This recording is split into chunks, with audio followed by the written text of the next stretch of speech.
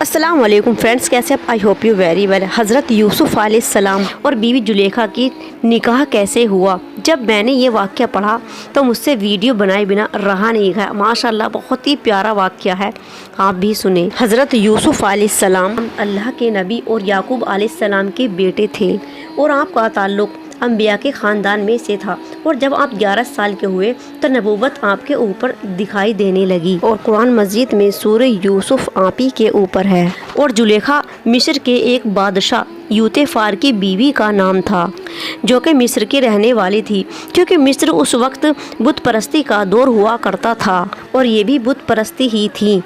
اور یوتیفار شاہی خزانوں کے باڈی گارڈ کا افسر تھا اور عزیز مصر کے نام سے جانا جاتا تھا، اور عزیز مصر نے یوسف علیہ السلام کو خریدا تھا۔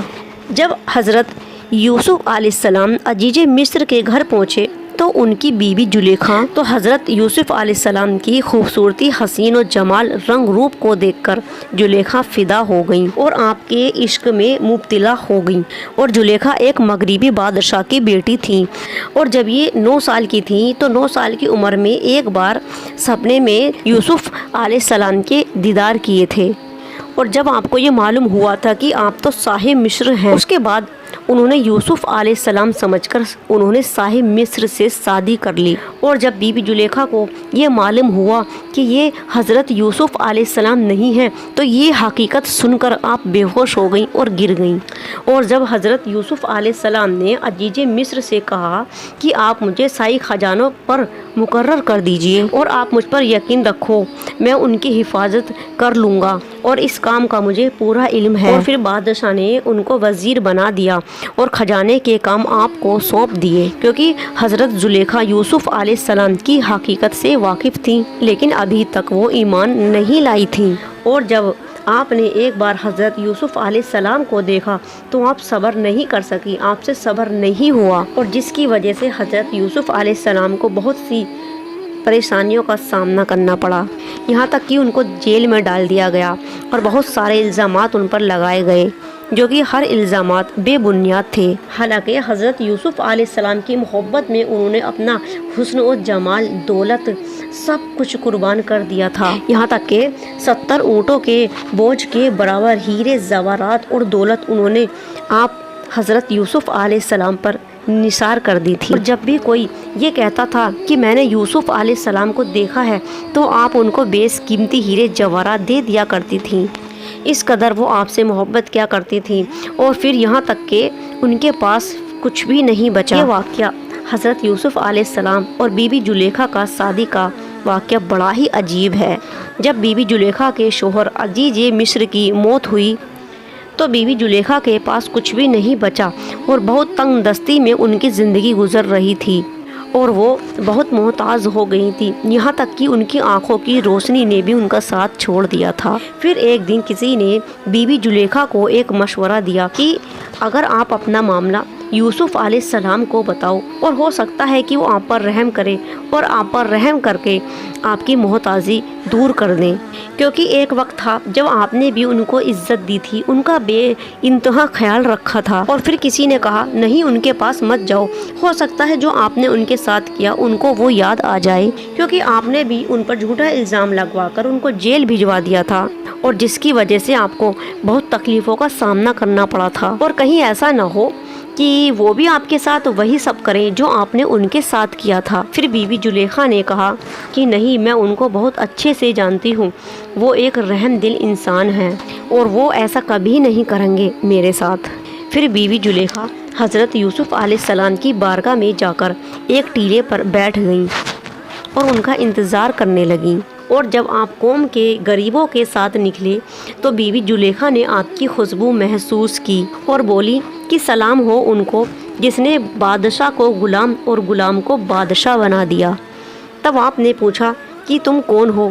تو بیوی زلیخا بولی کہ میں وہی ہوں جو آپ کی خدمت خود کیا کرتی تھی اور آپ کے بالوں میں کنگھی کیا کرتی تھی اور آپ کے رہنے کی جگہ خود اپنے ہاتھوں سے صاف کیا کرتی تھی، اور مجھے میری کیے کی سزا مل چکی ہے، میری قوت ختم ہو چکی ہے اور میرا مال دولت ختم ہو گیا، یہاں تک کہ میری آنکھوں کی روشنی بھی چلی گئی، اور میں اب इस कदर मजबूर हो चुकी हूँ कि लोगों से सवाल करने पर मजबूर हो चुकी हूँ, और जो मिस्र के लोग मेरे ऊपर रश्क किया करते थे और अब वो मुझसे महरूम हैं, क्योंकि फसाद करने वालों का यही अंजाम होता है, उनकी यही सज़ा होती है जो मेरी हुई है। और वो इतना कहकर रोने लगी। और ये सब सुनकर हज़रत यूसुफ़ अलैहिस्सलाम भी रोने लगे और हज़रत जुलेखा से फरमाया, क्या तुम्हारे दिल में मेरी मोहब्बत कुछ बाकी है?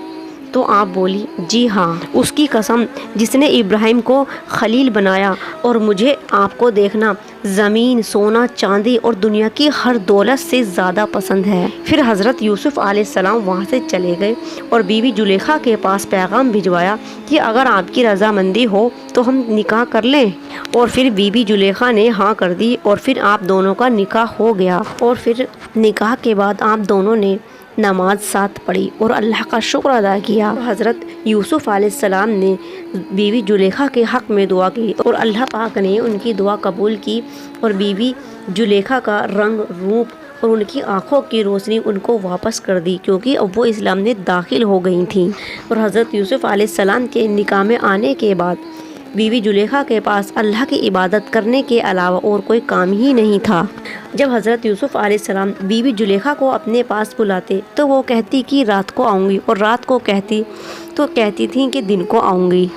फिर हज़रत यूसुफ़ अलैहिस्सलाम ने कहा कि आप तो मेरी मोहब्बत की दीवानी थी, अब क्या हुआ? बीवी जुलेखा बोली कि उस वक्त बात अलग थी, उस वक्त मुझे मोहब्बत की हकीकत पता नहीं थी।